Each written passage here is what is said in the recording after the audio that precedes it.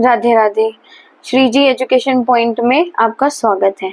तो इसी सीरीज में आज हम एक और क्वेश्चन आपके सामने लेकर आए हैं जो कि आपकी स्क्रीन पर है। श्रमानिक धर्मों की संकल्पना के मूल और बौद्ध धर्म के विशेष संदर्भ में, यानी कि बौद्ध धर्म के विशेष संदर्भ में उपनिषदीय विचारों में थे, इस चीज की विवेचना कीजिए कि प्राचीन भारत में श्रमण परंपरा तपस्वियों द्वारा लाई गई, जिन्होंने जीवन ब्रह्मांड के बारे में सच्चाई की खोज हेतु सांसारिक जीवन का त्याग किया। उनमें कई समूह, संप्रदाय, राय की किस्में शामिल थी। उनमें से सबसे प्रसिद्ध बौद्ध, जैन, भौतिकवादी, लोकायत और आजीविका समूह भी थे। ब्राह्मणवादी आदेश में ब्राह्मणों को देवताओं को अनुयायियों के बीच मध्यस्थ के रूप में विशेष अधिकार दिया गया। ये वेदों की पवित्र शिक्षा के रक्षक माने जाते थे। ब्राह्मणों को तो शुरू से ही वेदों का प्रवक्ता माना गया। श्रमणों ने ब्राह्मणों के अधिकार को अस्वीकार कर दिया। सबसे पहले हमने देखा कि बहुत बड़ी जो मोनोपोली थी, जो धार्मिकता थी, वो हमारे ब्राह्मणों ने ही उस पे पूरी संपूर्ण तरीके से अधिकार कर रखा था। किंतु जब ये श्रमण परंपरा, श्रमण धर्मों की संकल्पना आई, तब इन्होंने सबसे पहले आकर ब्राह्मणों की रूढ़िवादिता अधिकारों को अस्वीकृत करा और ब्राह्मणों के रूढ़िवादी विचारों का विरोध किया। तो न केवल अस्वीकार किया, तो समय दर समय इन्होंने विरोध भी प्रकट किया। बौद्ध धर्म और उपनिषद विचार की अगर बात करें तो इसमें समानता क्या है कि बौद्ध धर्म कुछ हद तक उपनिषदों के चिंतन से प्रभावित था। एक तरह से दोनों एक समान आर्थिक सामाजिक शक्तियों की ही उपज थे। उपनिषद का मतलब हमें पता ही है कि उपनिषद मतलब गुरु के समीप बैठ के प्रवचन जो सुनते हैं, उसी को ही उपनिषद कहा जाता है। आर्थिक क्षेत्र में इनका बल पशुधन की सुरक्षा एवं कृषि अर्थव्यवस्था का संरक्षण पर था।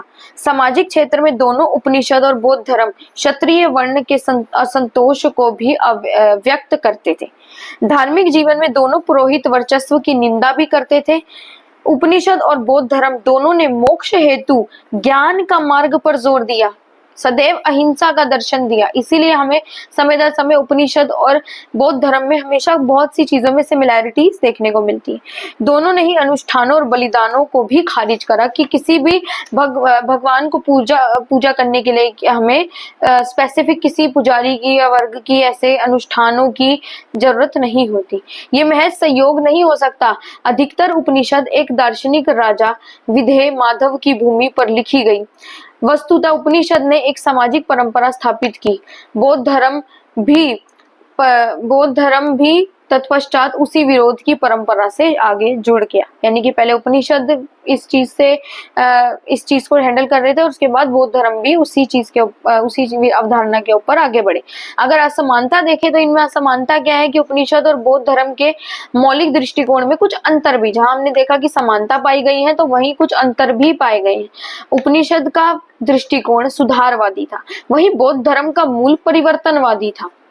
वो सुधार चाहते थे कि चीजों में सुधार आ जाए, वो पूरा परिवर्तन नहीं चाहते, जबकि बौद्ध धर्म पूरे परिवर्तन चाहते थे। उपनिषद सर्वोच्च आत्मा की सत्ता में विश्वास करता है कि सर्वोच्च कौन है, आत्मा की सत्ता। वही बौद्ध धर्म आत्मा के अस्तित्व को ही अस्वीकार करता है। बौद्ध धर्म नहीं मानता कि आत्मा कौन है, ना ही महात्मा बुद्ध ने कभी भी आत्मा के बाद, मरने के बाद जीवन क्या, पुनर्जन्म क्या है और आत्मा का अस्तित्व है कि नहीं है, इसके ऊपर कभी भी कोई टिप्पणी नहीं करी। यूरोपीय धर्म सुधार आंदोलन के परिप्रेक्ष्य में उपनिषद की तुलना प्रति धर्म सुधार आंदोलन, तो वहीं बौद्ध धर्म की तुलना प्रोटेस्टेंट आंदोलन से की जा सकती है। अगर हम निष्कर्ष देखें तो इस प्रकार श्रमणीय परंपरा उस समय की रूढ़िवादी या ब्राह्मणीय सोच के विरोध में प्रकट हुई। न केवल इस परंपरा ने उस समय के समाज पर गहरी छाप छोड़ी, बल्कि धार्मिक रूप से समाज को विकल्प भी प्रदान किए। अंततः ये एक बदलते हुए नए समीकरणों का द्योतक बनी। आशा करती हूँ कि आपको एक क्वेश्चन की समझ बनी होगी। राधे राधे।